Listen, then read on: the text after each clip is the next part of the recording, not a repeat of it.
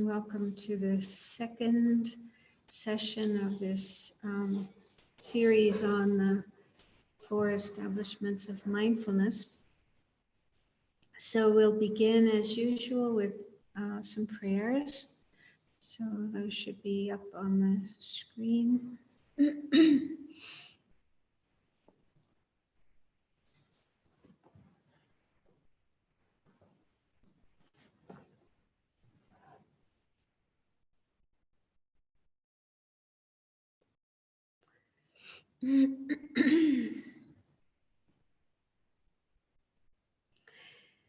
I go for refuge until I'm enlightened to the Buddha, the Dharma, and the Supreme Assembly. By the merits I create through listening to the Dharma, may I become a Buddha to benefit all sentient beings. I go for refuge until I'm enlightened to the Buddha, the Dharma, and the Supreme Assembly.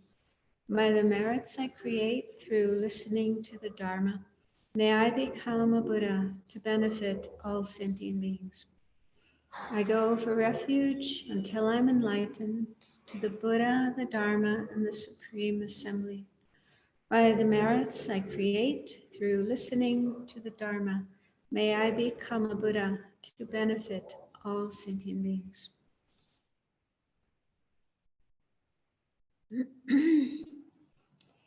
May all sentient beings have happiness and the causes of happiness.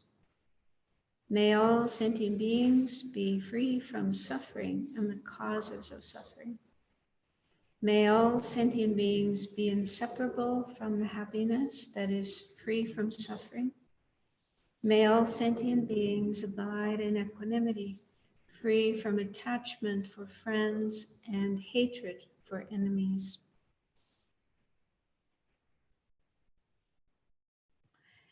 Reverently, I prostrate with my body, speech, and mind. I present clouds of every type of offering, actual and imagined.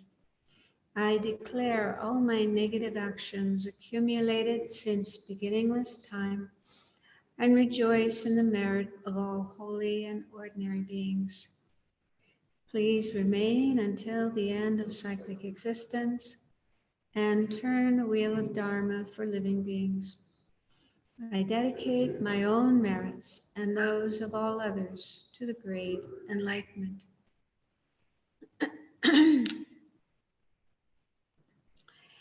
This ground anointed with perfume, strewn with flowers, adorned with Mount Meru, 4 continents, the sun and the moon. I imagine this as a Buddha field and offer it. May all living beings enjoy this pure land. Idam Guru Ratna Mandalakam Niryatayami. So we'll recite the mantra of the Buddha 3 times. Try to feel you're sitting in the presence of the Buddha. And in his presence, you feel completely loved and accepted and cared for by someone who's completely wise, without any delusions, any mistaken states of mind, just able to see everything as it is and completely dedicated to helping you and everyone else become free of confusion and all the other mistaken states of mind, delusions, and helping you reach the state of enlightenment as well. So as we recite the mantra, imagine you're opening your heart to the Buddha, to his energy, his blessings, going into your mind, into your heart, and helping your mind to attain the same knowledge, qualities, and realizations the Buddha has in his mind. Tayata Om Mune Mune Maha Munaye Soka. Tayata Om Mune Mune Mahamanaye So. Tayata Om Mane Mane Mahamanaye So.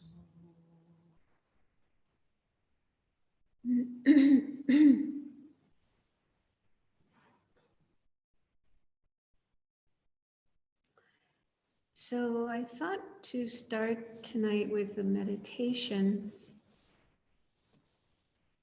I don't have a slide of this, so I'll just lead the meditation, but I'll talk a little bit about it before we start. So last week we started looking at mindfulness of the body. And I mentioned that there are many different meditations that we can do related to the body, like on the parts of the body, the 32 parts of the body. And there's also a meditation on the four elements, how our body is made up of these four elements. And Lama Zopa Rinpoche composed a meditation, really beautiful meditation that involves imagining the four elements of our body merging with the four external elements, earth, water, fire, and air, and then giving these to sentient beings. They transform into things that are needed by sentient beings to survive, to be happy, and so on. And so it's a meditation that combines awareness of these four elements in our body, that our body is made up of these four elements, plus the practice of compassion, giving, bodhicitta, caring about others. And this meditation is in the book. I mentioned this book on the weekend. It's called Wholesome Fear. It's about preparing for death, dying, and so on. So Rinpoche introduces the meditation by saying, this is a short meditation on thought transformation in which we dedicate the four elements of our bodies to the happiness of all beings, putting into practice the action of renouncing self-centeredness and learning to cherish others. And he mentions a verse from Shantideva's text, The Guide to the Bodhisattva's Way of Life, which says, just like space and the great elements, such as earth, water, fire, and air, may I always support the lives of all the boundless creatures. So that verse from Shantideva was the inspiration for this meditation. And this system of four elements, I don't think it's something we normally learn about and talk about in our culture. It's found in many Asian cultures, India, Tibet, China, and so on. And it was talked about by some of the ancient Greek philosophers like Plato and Aristotle, but it seems to have been replaced by chemistry, talking about the chemical composition of things. So the four elements are earth, water, fire, and wind. And they're not so much things, but more like qualities. They're qualities that exist within our body, as well as in all physical matter. So you do come across them in Buddhist teachings, Buddhist texts. They do talk about these four elements. So the earth element is the quality of hardness, solidity. So, for example, wood and stone and metal have a predominance of the earth element. And in our body, the bones would be the best example of the earth element. There's a lot of solidity there. And the water element is the quality of fluidity and cohesion. So we find that in all the fluids in our body. In fact, the body is something like, I forget, 70% water. Quite a big percentage of our body is water, is a liquid. And then the fire element is heat. So our body does have a lot of heat. For example, the normal temperature is like, what is it, 98.6? That's pretty hot.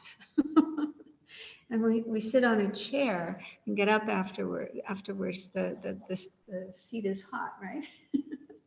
And the fire element or heat is also very important in digestion, being able to digest food. And then the air element is the quality of movement and lightness.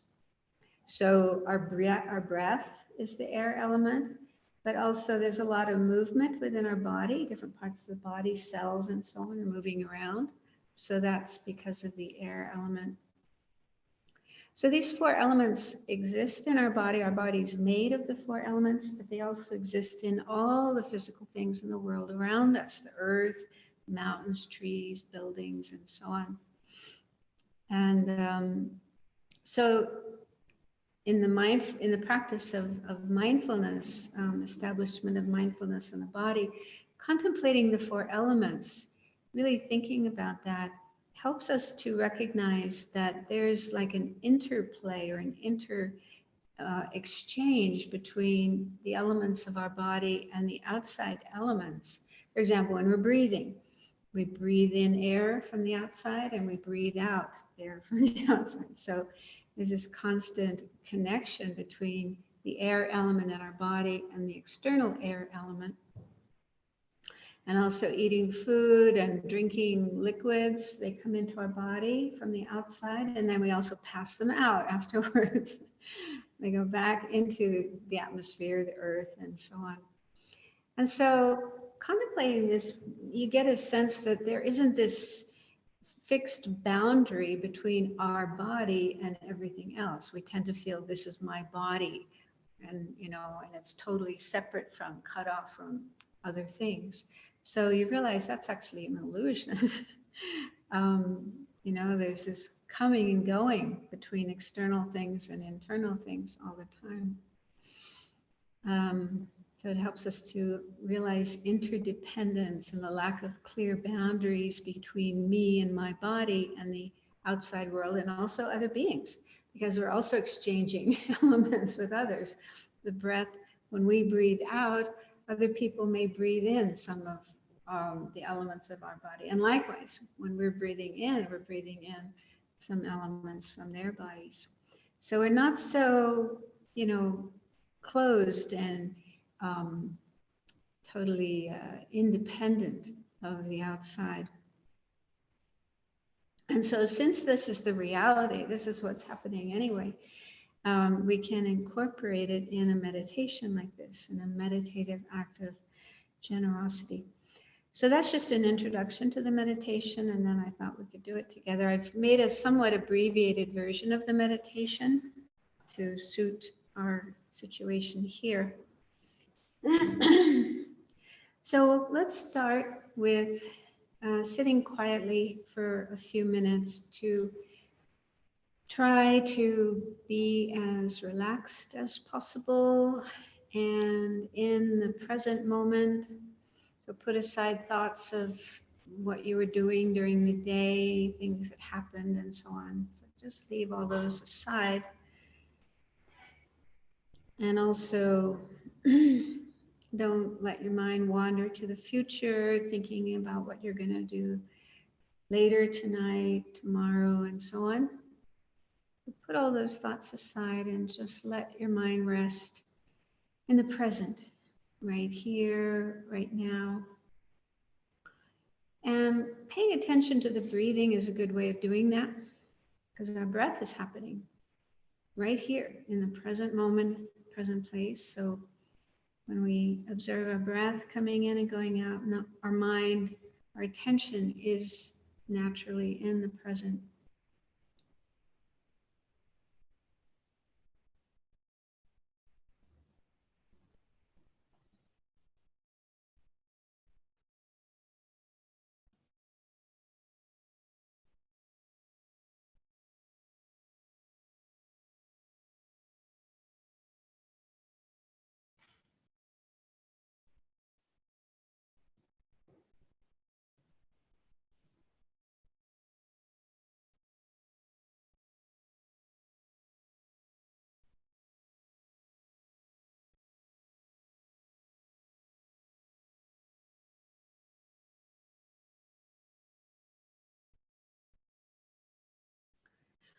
So anytime a thought pops up or you hear sounds from outside or whatever, and your mind gets distracted by those other things, as soon as you notice that, let go of the other object and come back to the breathing.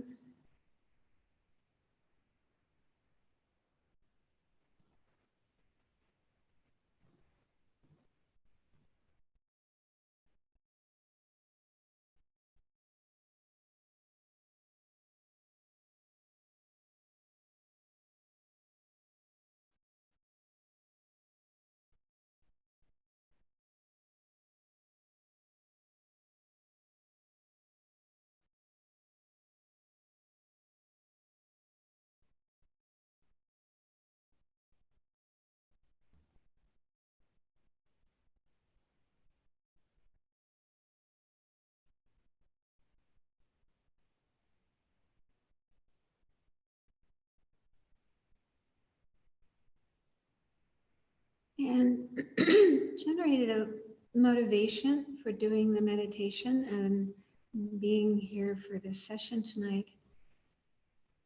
An altruistic motivation, just like in the prayer of the four immeasurables we recited earlier, wishing all beings to be happy, to be free of suffering, and wishing that you yourself can do as much as you can to ensure that they are happy and free of suffering.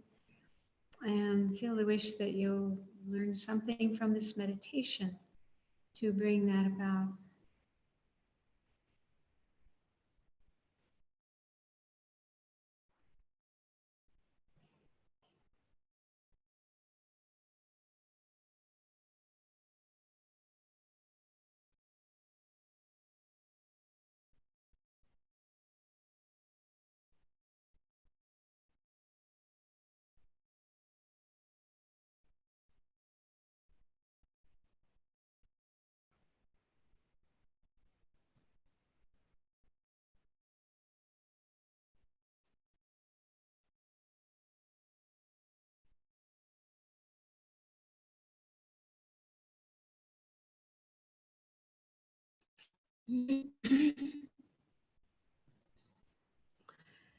So see if you can get a sense of the earth element in the body. That's the quality of hardness, solidity, heaviness. So it's mainly in our bones, but to a certain extent it's present in all the parts of our body.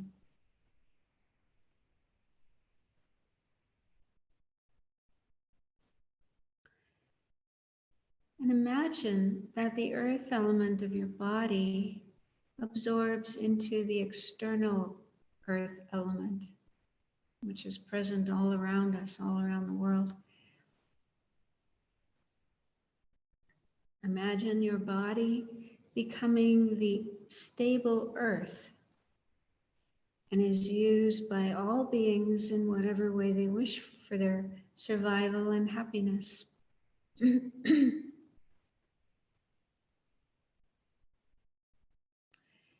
So it is used as fields to grow the food that we need to eat.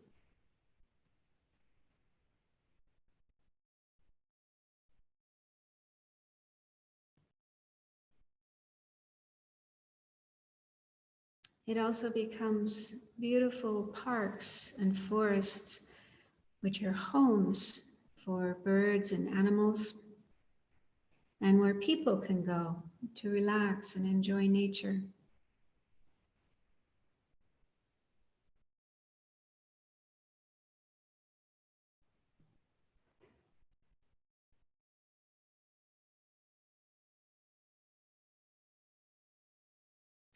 It becomes the source for precious jewels, gold and silver that people make into jewelry and other beautiful things that they enjoy.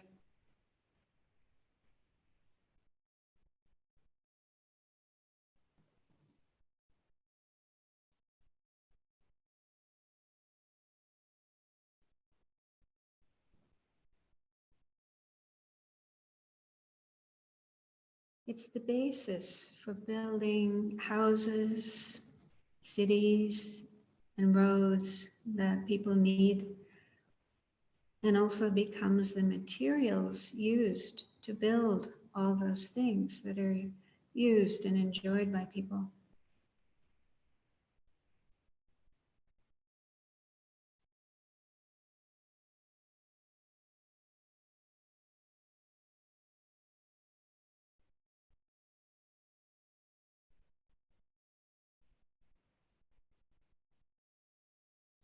Your two eyes then become the sun and the moon and provide light for all beings.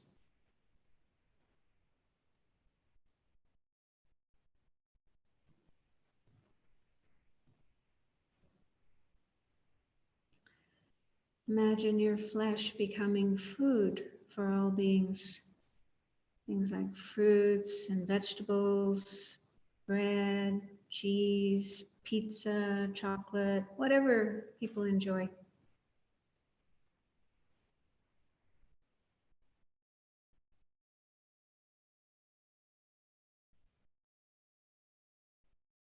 Your skin becomes clothing and shoes that people can wear, protecting them from the elements.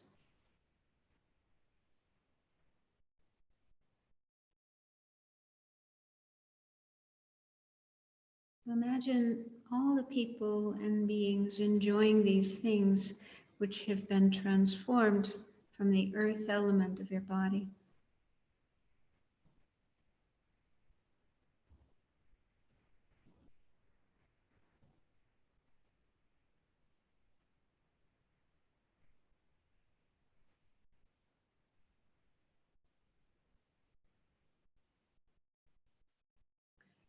Then visualize the water element of your body absorbing into the external water element. And then this is used by all the beings for their survival and enjoyment. It becomes water and other delicious drinks like juice, tea, coffee, and so on.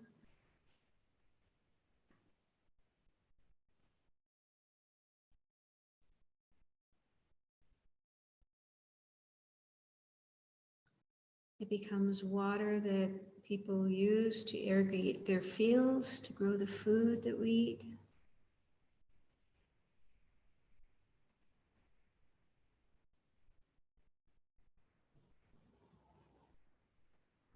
It also becomes water people use to give to their thirsty animals, wash their clothes, make fountains and swimming pools where they can enjoy water sports.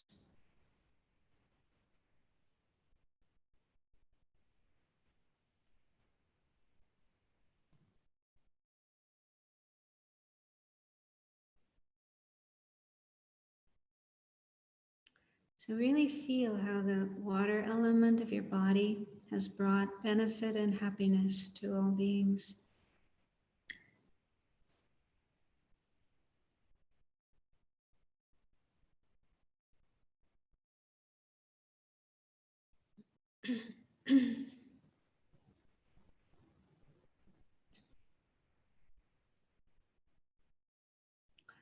Next, imagine that the fire element of your body, the heat of your body, absorbs into the external fire element and brings benefit to all beings, giving warmth to those who are cold.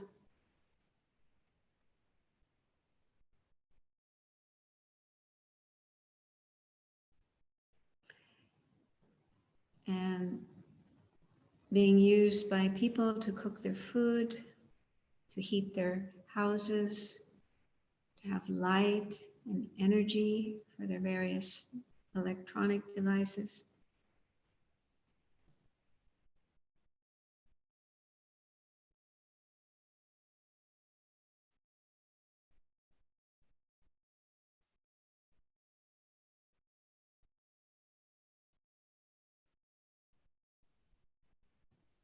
So really feel that the fire element of your body has brought happiness and benefit to all beings.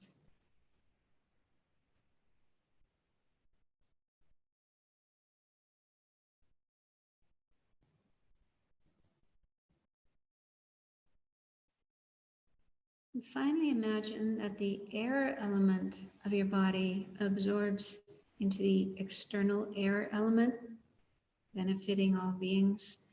It becomes the air that they need to breathe, to stay alive.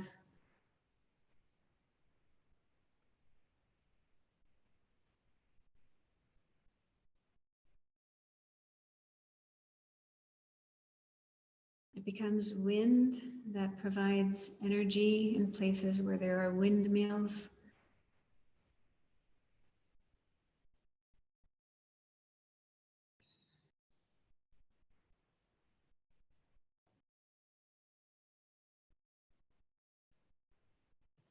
The air element also enables movement, being able to walk, run, do sports, and so on.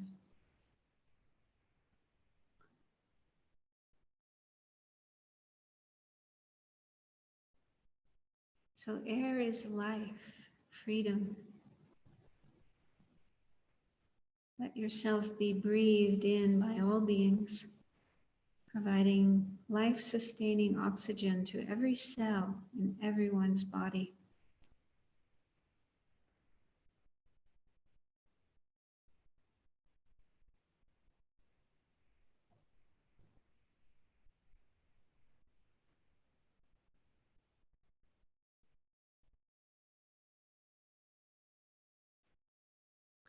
And finally, rejoice that we have done this act of giving, even though it was only done in our imagination.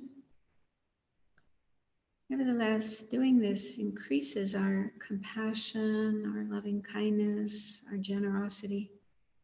It helps to reduce our attachment to our bodies and our self-centered attitude.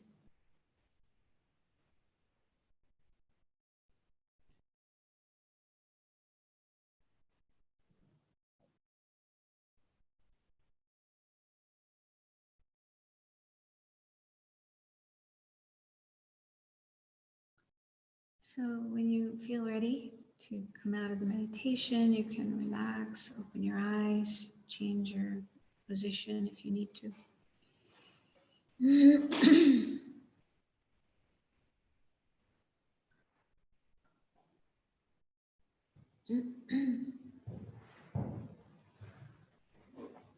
So I shortened the meditation. There's more after that. It goes into Tonglen, taking and giving, and ends up with emptiness, selflessness. So I didn't want to make it too long, but just to let you know that that meditation is available and it is quite beautiful. So if we gain a better understanding of our body, what it is, what it's made of, its nature, and so on, this will help us overcome attachment for our own body and also reduces lust, grasping for the bodies of others. And it also increases compassion, because when we understand how the body is the basis for a lot of suffering, a lot of problems like sickness and aging, pain, death, and so on. So then we have more compassion for ourselves and more compassion for others.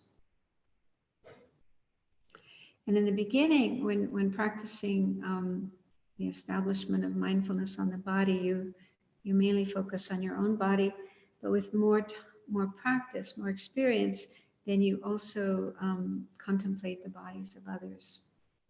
So understanding our own body will enable us to understand the bodies of others as well.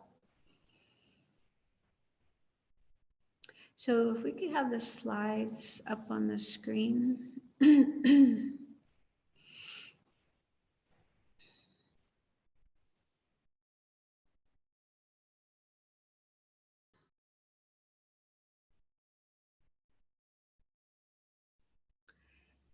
So with mindfulness of the body, some things to explore is first, is the body impermanent, or is it permanent and unchanging?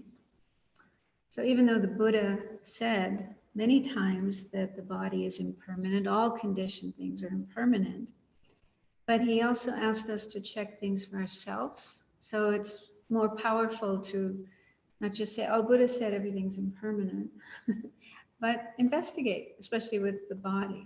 This is something with us 24 hours a day. So it is important to understand how it is impermanent, but do that through our own experience, through investigating and checking. And there's two levels of impermanence. One is the coarse level of impermanence. Those are changes we can see, like dying. I'm sure we've all had the experience of seeing bodies, corpses.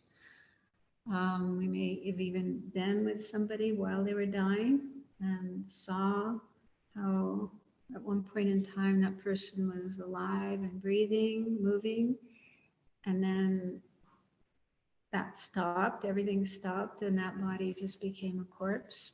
So that's coarse impermanence, gross impermanence, visible impermanence. And also, we can see with our own body how it changes over time. The skin gets more wrinkled and we get age spots, our hair turns gray and so on. And things start to wear down and don't work as well as they did when we were younger. So we've all experienced that. So that's also like coarse impermanence. But then there's subtle impermanence, and that's happening every moment. So every single moment, non-stop, whether we're awake or asleep, whether we're active or still, there are changes taking place in every part of our body, down to the tiniest particles. So that's subtle impermanence. It's not easy to recognize, but we can understand it intellectually. And it's because of this subtle impermanence that's happening moment by moment by moment that the more obvious forms of impermanence take place slowly, slowly over time. So this is one thing to investigate or explore. And the second one is, is the body partless, like one whole solid partless thing, or does it have parts? And that's also fairly easy to understand. Most people have done some kind of science classes and they know about the different parts of the body. But still, it's not something we normally think about. And it is helpful to think about the parts of the body and their nature, what they're made of, and also how they are impermanent. And then the third point is, are the parts truly attractive and pure? So when we do look at the parts of the body and get to know their nature, what they look like, and so on, we'll probably come to see the body differently than we did before.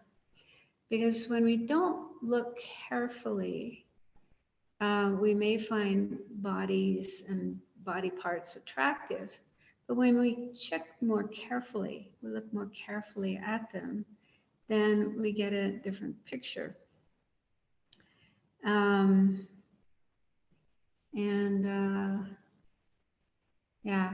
If the parts of the body were truly attractive and pure and wonderful and fantastic, then we wouldn't need so many products.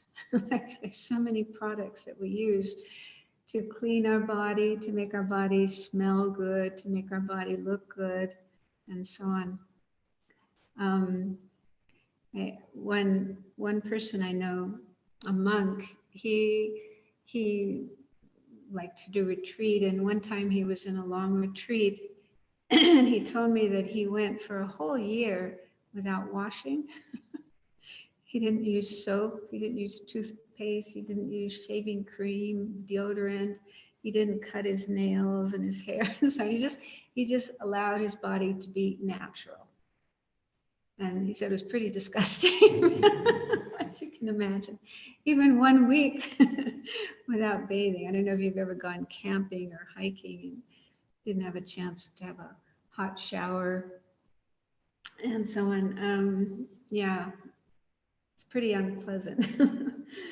So without the products that we um, use on our body, then body would not be so attractive or smell so good.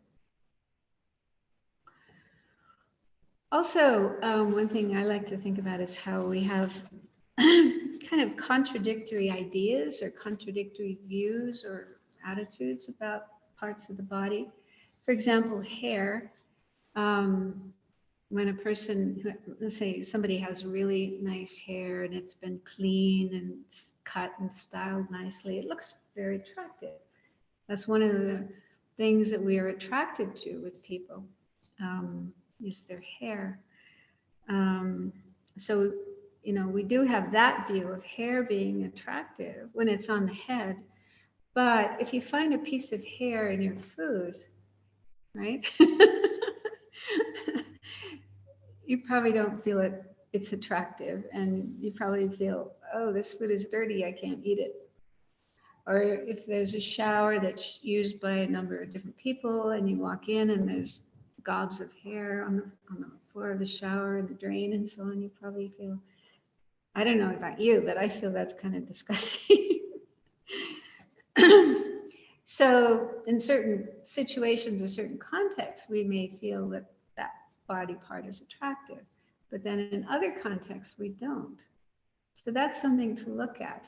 If hair was really and truly inherently beautiful and wonderful and attractive, we should feel that way about it no matter where it is, even if it's in our food.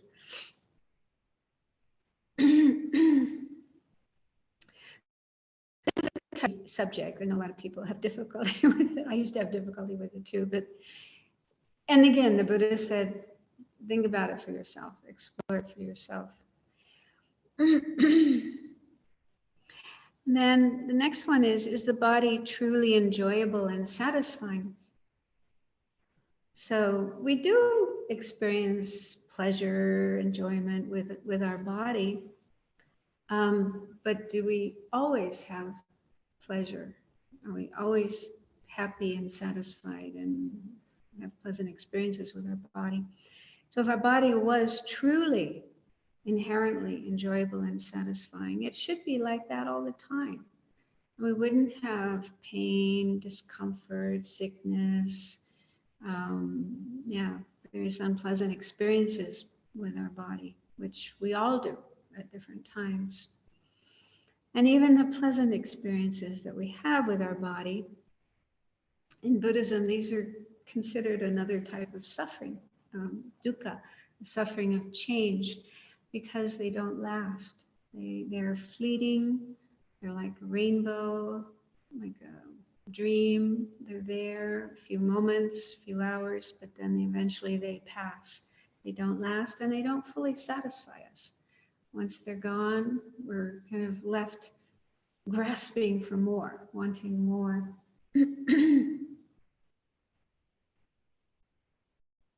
So Buddhism doesn't deny the existence of pleasure and beauty, but it asks us to look more carefully, more closely at what we consider to be pleasurable and beautiful, and check, is it real? Is it lasting? Is it fully satisfying?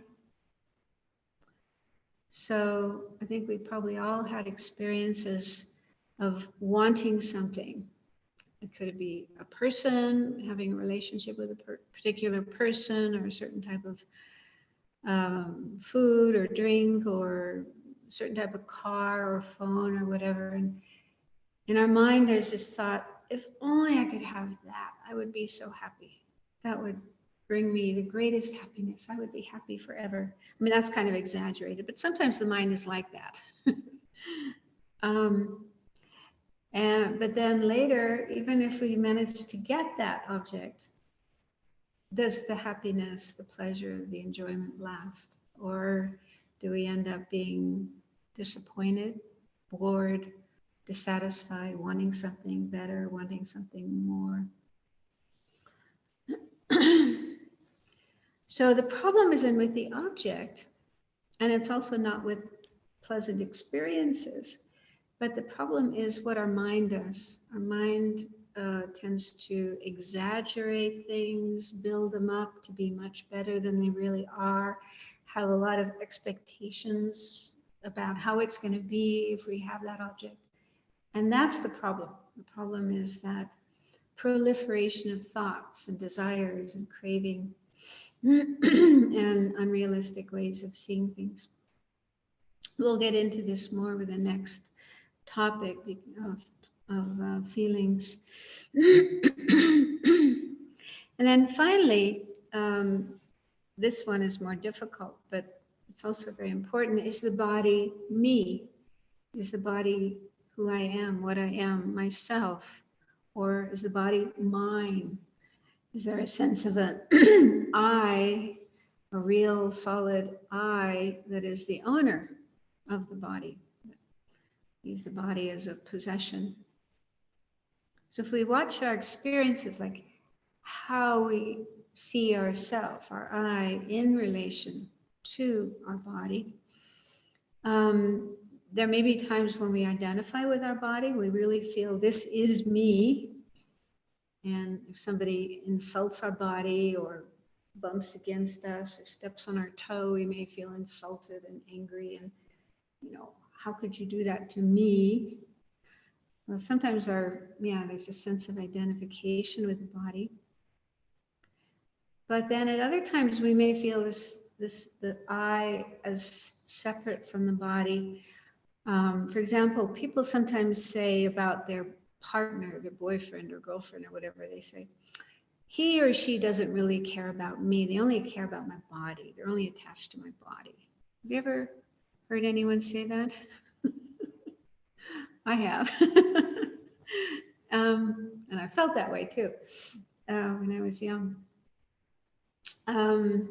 So there we have a sense of a separate I. I am separate from my body, and this person doesn't really care about me, but only cares about my body. And the I is more like the owner of the body. So this is a huge topic, and you probably encountered it before, the whole idea of what is the self? Who or what is the I? How does it exist? Does it exist the way we normally think or not? Is it our body? Is it some part of our body? Is it inside of our body? Is it something separate from our body, owning the body, and so on? And so when we are practicing mindfulness of the body and exploring the different parts of the body and the nature of the body, then this is one question we can ask. Where is the self in relation to the body? Is any part of the body I or me? So you can see there's a lot of different contemplations to do with regard to the body. We don't have time to go into all of them, and I wanted to move on to the second of the four establishments of mindfulness tonight. So in the Tibetan tradition, which comes from the Indian tradition, the Nalanda tradition, as His Holiness calls it, so there's these four establishments of mindfulness on the body, feelings, mind, and phenomena. And these are correlated with the four truths, the Four Noble Truths. So the first establishment of mindfulness on the body is correlated with the first noble truth, which is suffering, or dukkha, unsatisfactoriness.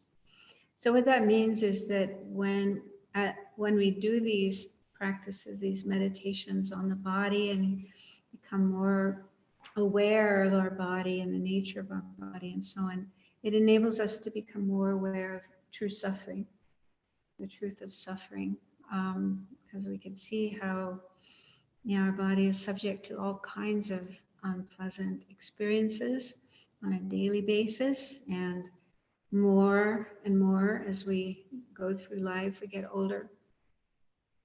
And of course, there's a lot of mental suffering as well, but even the mental suffering is often related to our body. Unhappy about what's happening with our body and so on. Unhappy about how our body looks. Yeah, so there's a lot of suffering, a lot of unpleasant experiences related to our body. So we become more aware of these. And the whole purpose of becoming aware of suffering isn't so we suffer more, isn't so we have more depression, more hopelessness, but so that we generate the wish to get ourselves out of this situation that we're in, where we are subject to suffering, and reach the state of nirvana, liberation, enlightenment, free of suffering, free of the causes of suffering. So remember that. Because otherwise, if you spend too much time thinking about suffering, you just end up being depressed. And in fact, His Holiness, I read in one of his books, he says, if you're the kind of person who easily gets depressed, then don't think about suffering too much. So that's not the purpose. The purpose is not to be depressed or be more depressed than we already are, but rather to get energize ourselves to do what we need to do to be free of suffering, to get ourselves out of this situation. Okay, so mindfulness of feelings. This is the second of the four establishments of mindfulness. So feeling, the word feelings in Buddhism, the way we normally use it in Buddhism, isn't the same as emotions. So sometimes we use those terms interchangeably. We say feelings and emotions as if they were synonymous. But in Buddhism, the word feeling is used for a mental factor.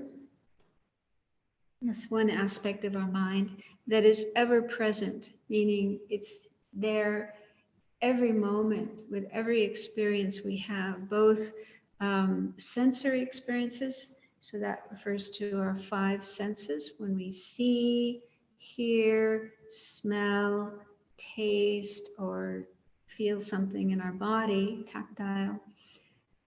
Those are the five sensory experiences. And then there's the sixth type of experience, which is mental. And that includes thoughts and memories and fantasies and emotions.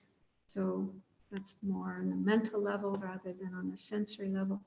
So there's six types of consciousness, six types of mind in Buddhism. And these are coming and going all the time, arising and passing, arising and passing.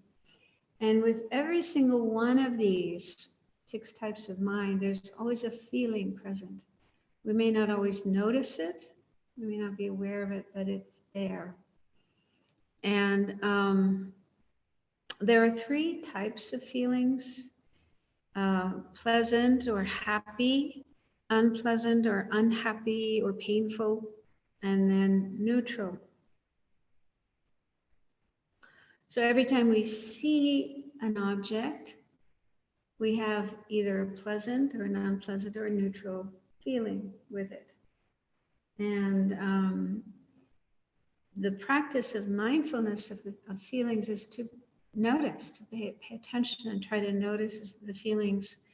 And I'll explain why in a little while, but it's very important to notice our feelings, because otherwise they can lead to disturbing emotions.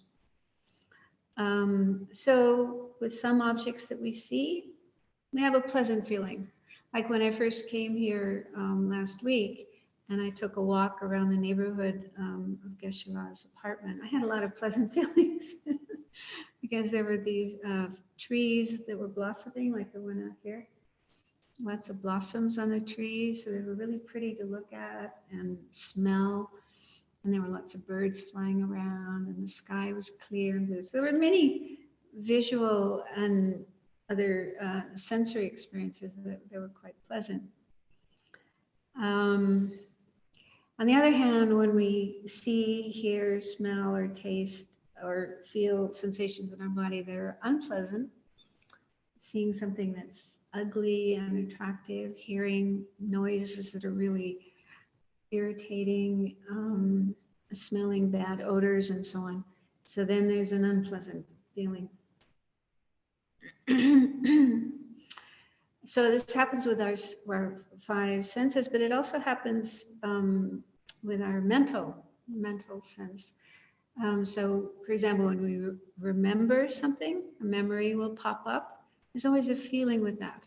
Could be a pleasant feeling or an unpleasant feeling. Or when we think about something, thinking about something.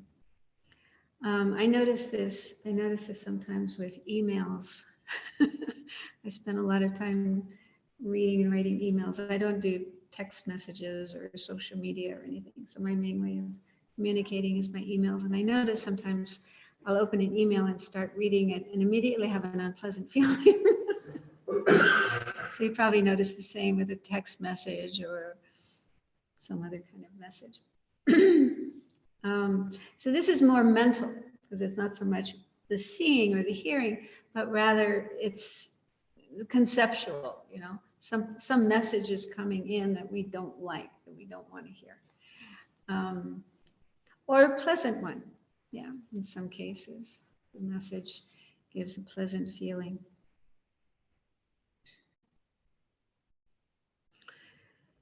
Okay, so then the next slide goes into why feelings are important. Because if we're not careful, if we're not aware and careful about what's going on in our mind, feelings can lead to delusions or afflictive emotions, mainly the three poisonous. Oh, I forgot to talk about neutral feelings. So, yeah, neutral feelings are neither pleasant nor unpleasant.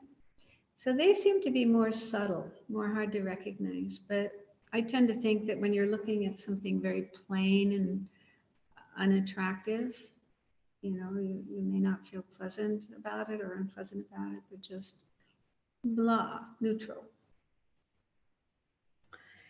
So yeah, the importance of feelings is what happens afterwards, what they lead to. So the three types of feelings are correlated with the three poisonous attitudes. These are the three main delusions or afflictive emotions that the Buddha pointed out as the main causes of suffering. So pleasant feelings, for most of us, most ordinary beings means those who haven't gained the wisdom that realizes emptiness, the true nature of things, so still caught up in ignorance and not seeing things correctly. So for ordinary beings, pleasant feelings can increase attachment. So when we have a pleasant feeling, usually within a moment or two, attachment arises. There's this wish to, well, we enjoy pleasant feelings, so we want them to continue. We want more of them. And we tend to think that the pleasant feeling comes from the object. It's like that makes me feel good. And therefore I want it. I want these good feelings. And therefore I want to keep that object. I want to have that object with me, accessible as much as possible so that I can keep having that pleasant feeling. So attachment, or it can also be called desire, craving, grasping, greed. There's kind of different variations of it. So this is, yeah, the response we have to objects that we find attractive. They can be people or other beings. They can be visual things, articles like clothes or jewelry or shoes or cars or so many things that we can get attached to. Huge supermarkets and department stores and yeah, many things that we can notice and get attached to. And attachment is one of the main factors that keeps us stuck in samsara and prevents us from attaining liberation and enlightenment. And again, the problem isn't the object, and the problem isn't the pleasant feeling that we have with the object. The problem is this attitude that says, I want that. I want to hang on to that and not separate from it. So it's not realistic. Attachment is not realistic because it tends to see permanence, or it wishes for permanence. It wishes that object to always be there, to always give me pleasure, give me happiness, and doesn't want to separate, doesn't want an end to this. So inevitably, there will come an end. We can't be with people and with objects forever. There's always going to come to an end. Either that person will die or we will die. We will die and leave our things behind, as we were looking at on the weekend. And the more attachment we have, the more suffering we will have when it comes to that point of separating. So it's like letting ourselves get attached is setting ourselves up for suffering. We're just creating the cause for suffering. But it's not easy to recognize this. And again, the Buddha said, check it out, investigate it for yourself, to see if this is true. He explained this from his experience, but we need to check to see if it's our experience as well. So I think we've probably all had experiences of getting attached to someone or to something and then being disappointed, separating from it, losing it, feeling a lot of pain, a lot of suffering as a result of that.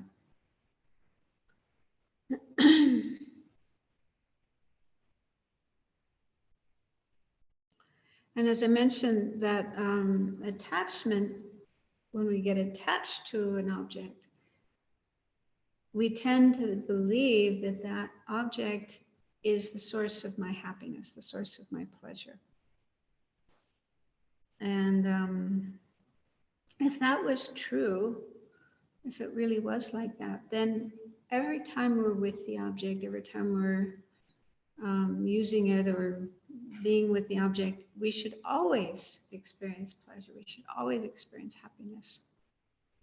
So one way to check that would be, for example, with food, right? If there's a certain type of food that you're attached to and you think is the source of happiness, pleasure, then what would happen if you continued eating that food? Maybe 3 times a day and just ate a lot of it. Would it always be pleasurable? I remember somebody telling me he was attached to a certain type of food and he wanted to overcome his attachment. So he just gorged himself on it and got to where he just, I can't eat that anymore. And the same with music. Yeah, certain types of music we find enjoyable, pleasant. But if we were to listen to that same music again and again and again and again, what would happen? Would it always give us the same pleasure? Or would we get sick of it?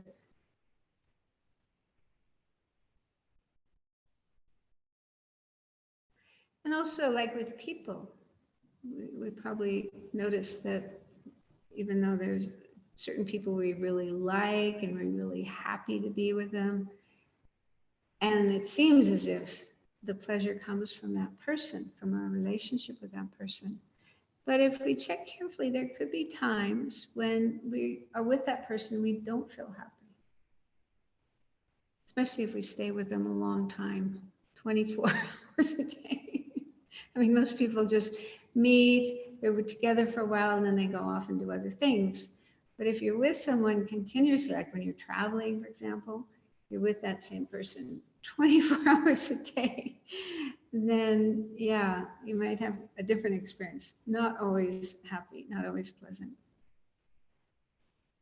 So by looking at those types of experiences, which I think we've all had, then that throws into question, does the happiness, the pleasure that we have really come from that person? You know, we tend to feel that way. We tend to feel, I need that person, or I need that object in order to be happy, in order to feel good, in order to have this pleasure. But is that really true? If it was true, then we should always be happy when we're with that person, and we should never be happy when we're separate from them.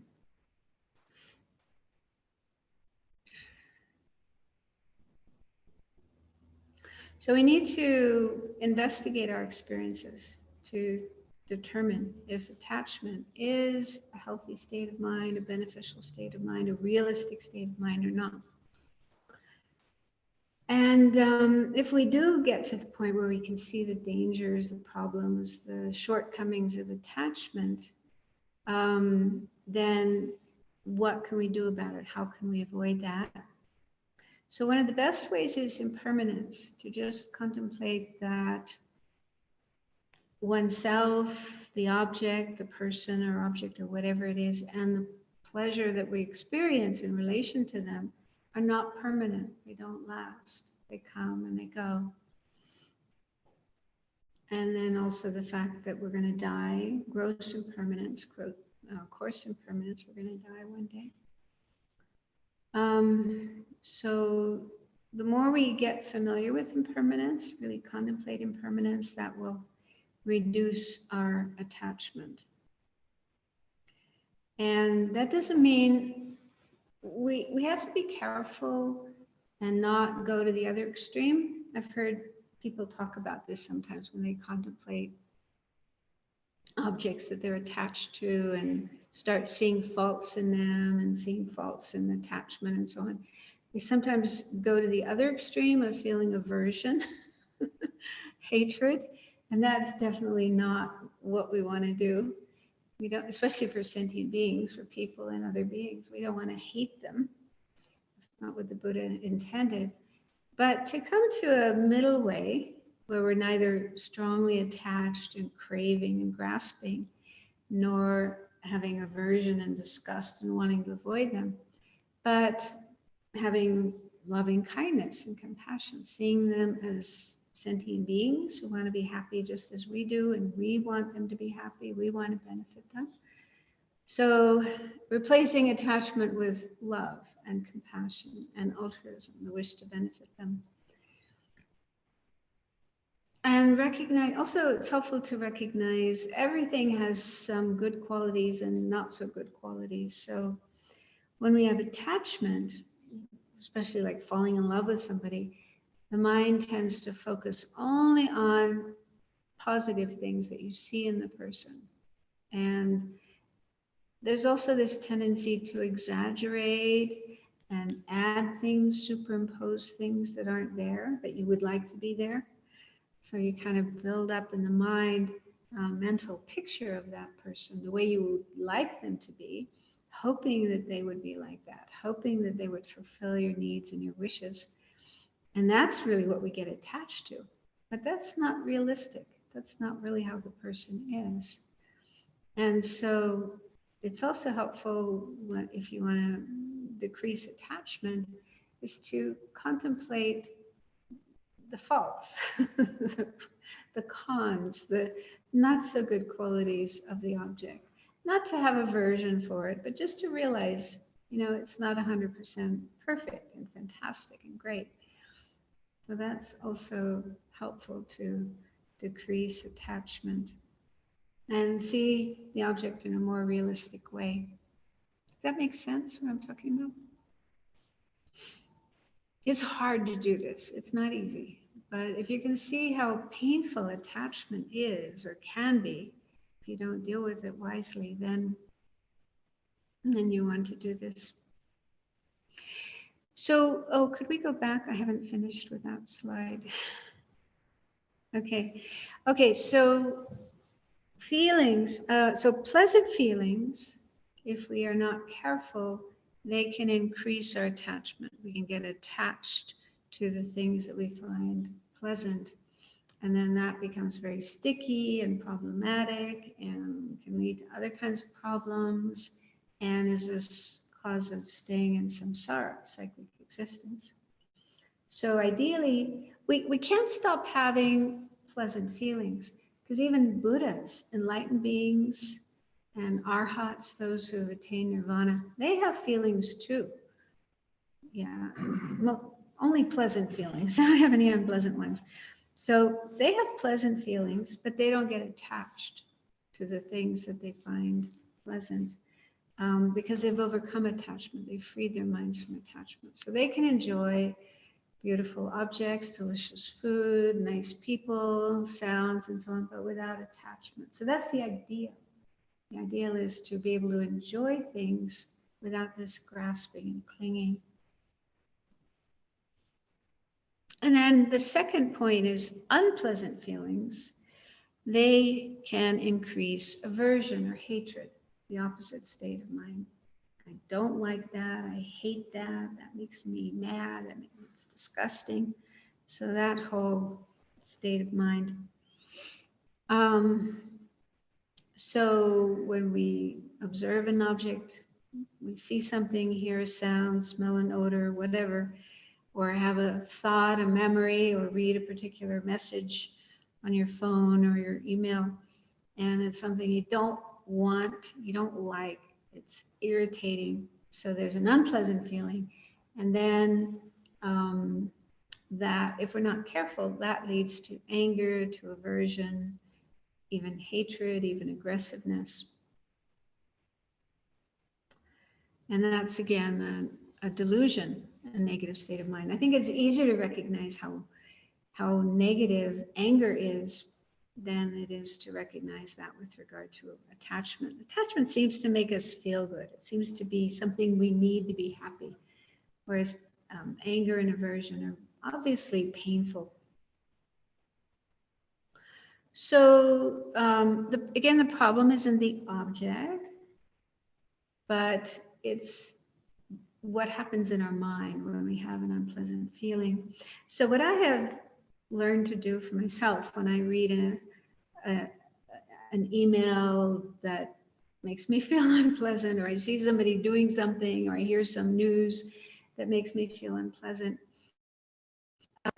I just pause. I don't immediately act or react, but I give myself some time to think about it. And also sometimes if I go back and read that email again, the first time I read it, it's like this, it's almost like something sticking in me, very painful.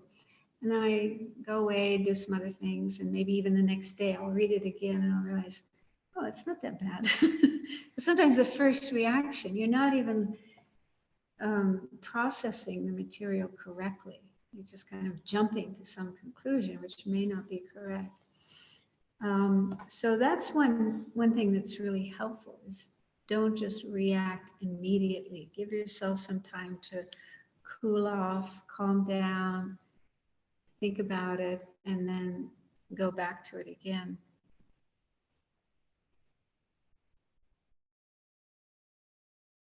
Yeah, so the problem isn't the object, but it's the reaction in the mind that's often, usually exaggerated, and the mind will start to proliferate, make up stories, build a court case, write a whole novel about this incident or about this person.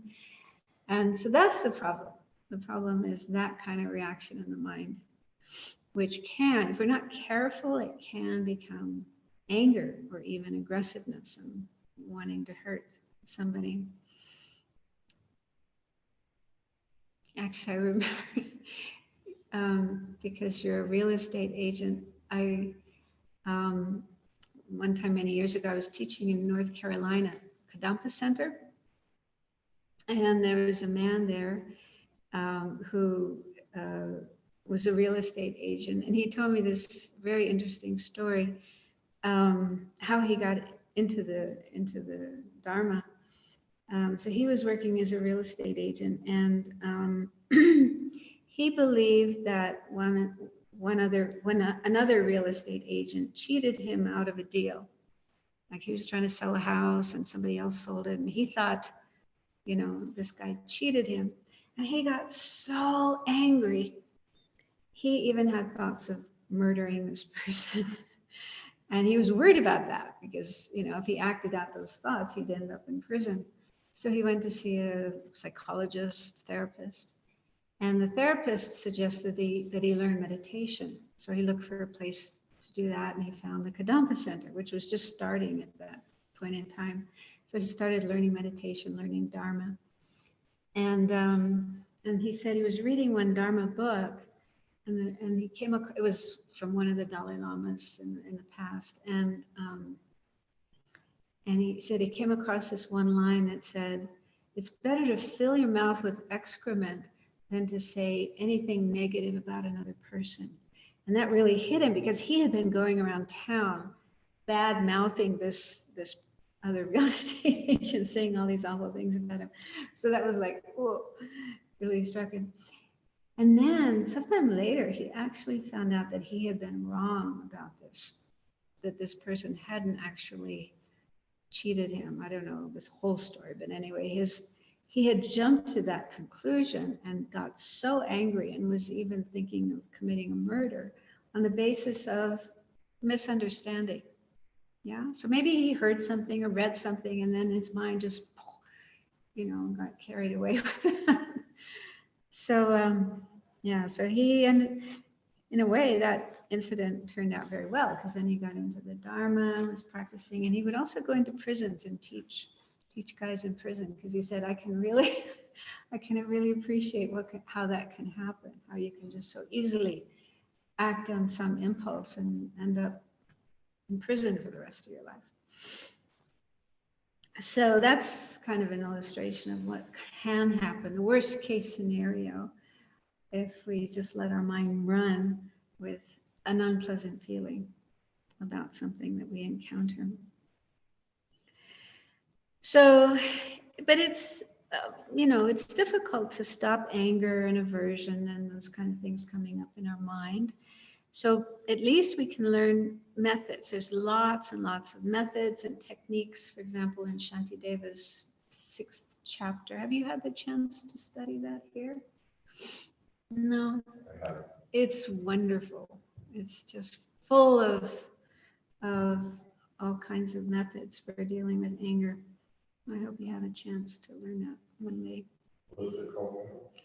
Well, it's Shantideva's text is the guide to the Bodhisattva's way of life, and it consists of, I think, 10 chapters.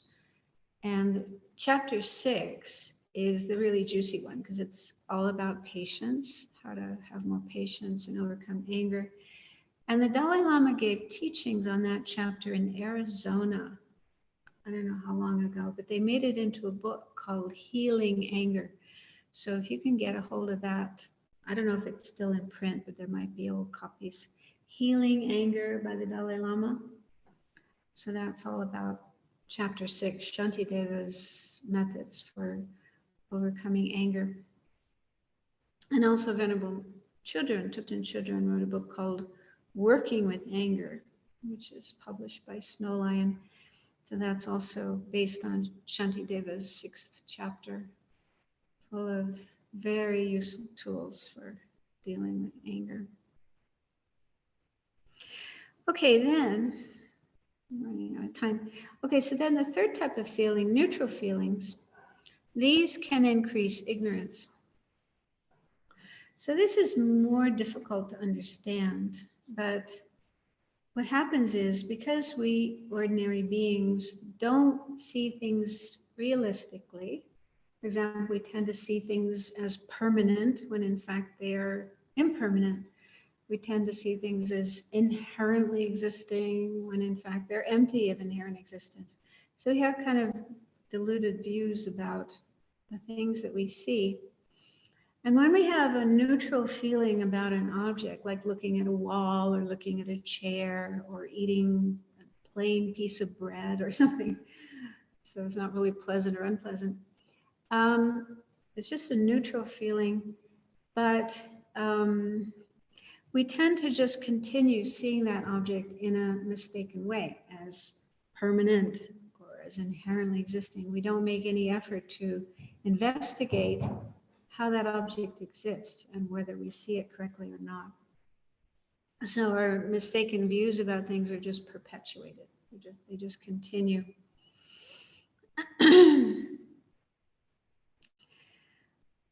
So then, the next slide we can go on to now. Last slide.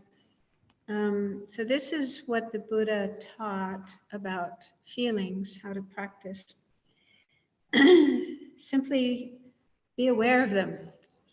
So this is from the Satipatthana Sutra, the sutra in which the Buddha explained the foundations or establishments of mindfulness. So he says, when feeling a pleasant feeling, one knows I feel a pleasant feeling.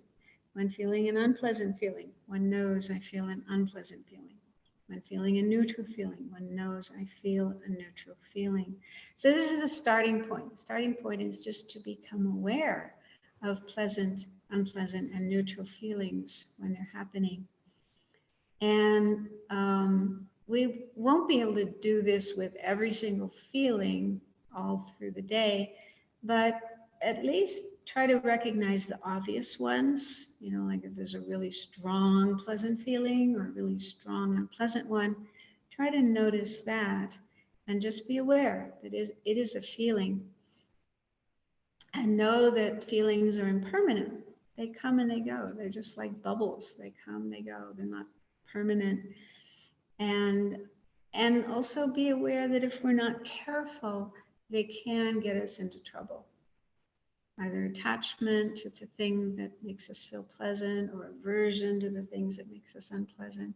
So knowing that danger and trying to be mindful, trying to be aware and not letting the mind go in those directions. Yeah. So Bhikkhu Analayo, he's done a lot of work with the establishments of mindfulness. He says, a prominent characteristic of feelings is their ephemeral nature. Sustained contemplation of this ephemeral and impermanent nature of feelings can then become a powerful tool for developing disenchantment with them. A detached attitude towards feelings, owing to awareness of their impermanent nature, is a characteristic of the experiences of an arhat. So, of course, this takes time, but if we can know that feelings are impermanent, they don't last, not take them too seriously, not let them develop and turn into disturbing thoughts and emotions, then this is very, very helpful, very important.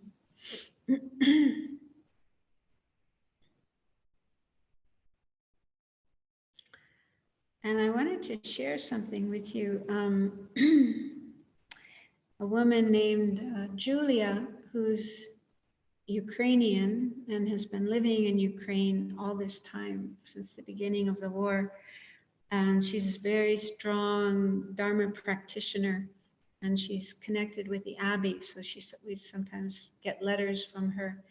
And she did the retreat, the winter retreat where people were meditating on these four establishments of mindfulness. So she did it from afar. She was doing the meditations there in Ukraine. And recently she wrote and shared some insights that she had from doing these meditations. So she said, the retreat really helps to set my mind at ease when it comes to all pervasive hatred, death, and suffering. Spending so much time meditating on the nature of my body helps me see that losing it is not such a big deal. And this removes a lot of suffering now. So I'm living in a war zone. You're really aware of impermanence and the uncertainty of the time of death. But yeah, just recognizing the impermanent nature of the body helps you remove some of that fear. Meditating on feelings makes me see that they come and go, and whatever mental suffering I may have will too pass eventually. I also try to see that people who come here to kill and rejoice at what they are doing must have terrible mental suffering, and they are just chasing pleasant feelings of accomplishment, validation, satisfaction, deluded as they may be. I try to see unpleasant feelings and needs not met beneath all that aggression and bloodthirst. I think this war would have been a completely devastating experience had I not had Dharma teachings and your guidance.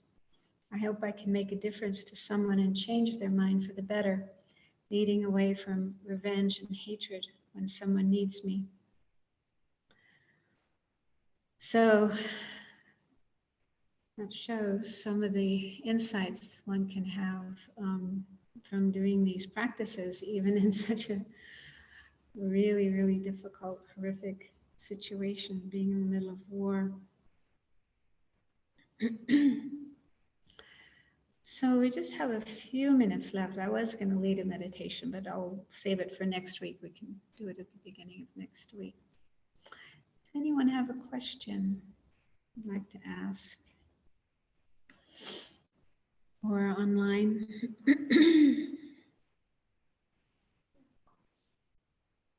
Yeah.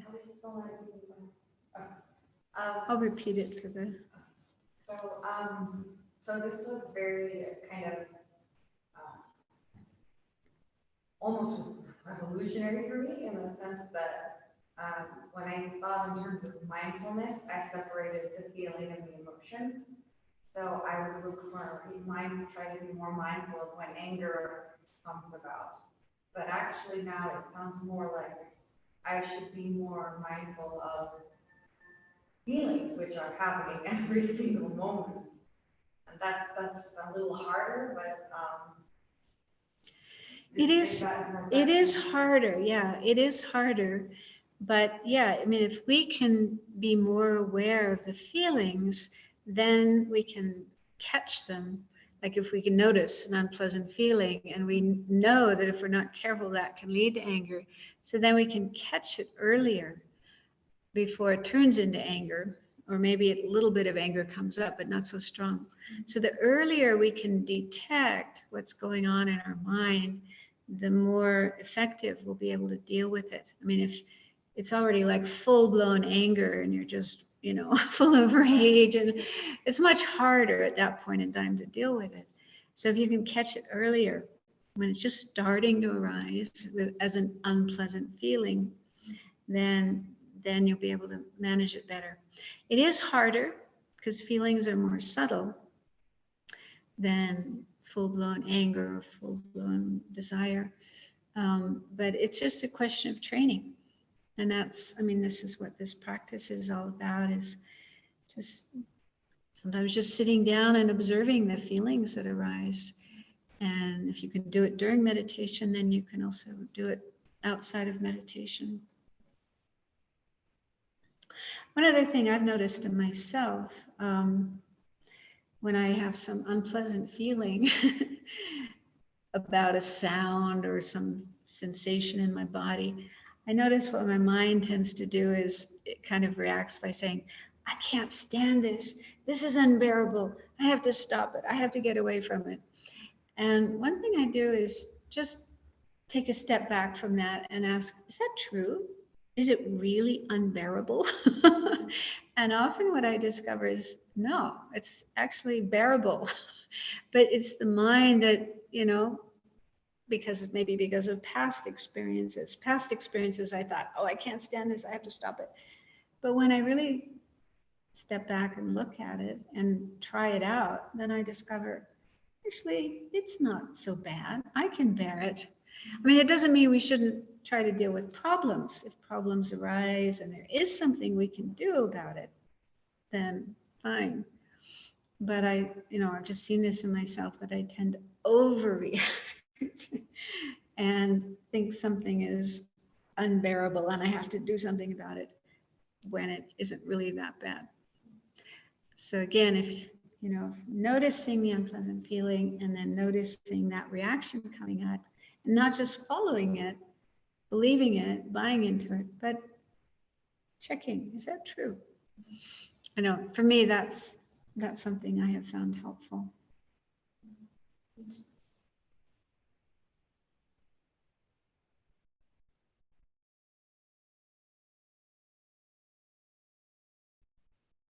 Anyone else?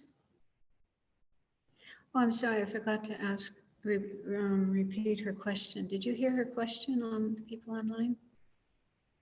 She was just saying that this is a new thing for her to learn this connection between feelings and emotions, and yeah, so she's realized that it's important to pay attention to feelings. They lead to emotions. Okay, so maybe we can stop there, and yeah, so next week at the start of the class, we'll do a meditation on feelings, but between now and next week, it's something you could do on your own. You could just try to be more aware. Don't expect that you'll notice every single feeling. Just try to be aware of when you have pleasant feelings, when you have unpleasant feelings, especially the really obvious ones, the really strong ones. And if you can, also try to recognize how those can lead to these disturbing emotions, attachment and anger, especially anger. That can be so destructive, so damaging for others and for ourselves. So it's really good if we can catch that and stop our minds from going down that road as soon as possible. Okay, so we'll do the prayers, the dedication prayers, including the prayer for the swift return of Lama Zopa Rinpoche.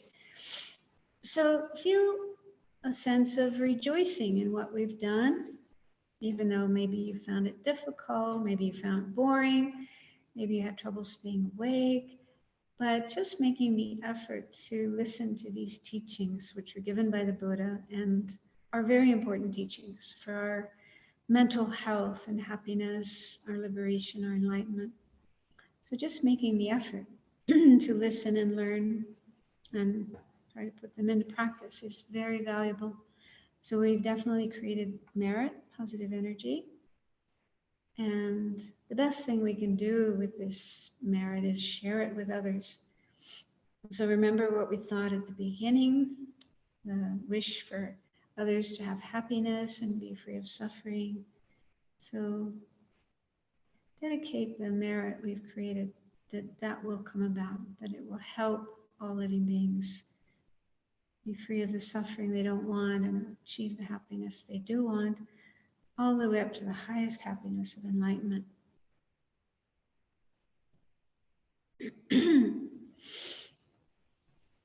Due to the merits of these virtuous actions, may I quickly attain the state of a Guru Buddha and lead all living beings without exception into that enlightened state. May the supreme jewel bodhicitta that has not arisen arise and grow. May that which has arisen not diminish, but increase more and more.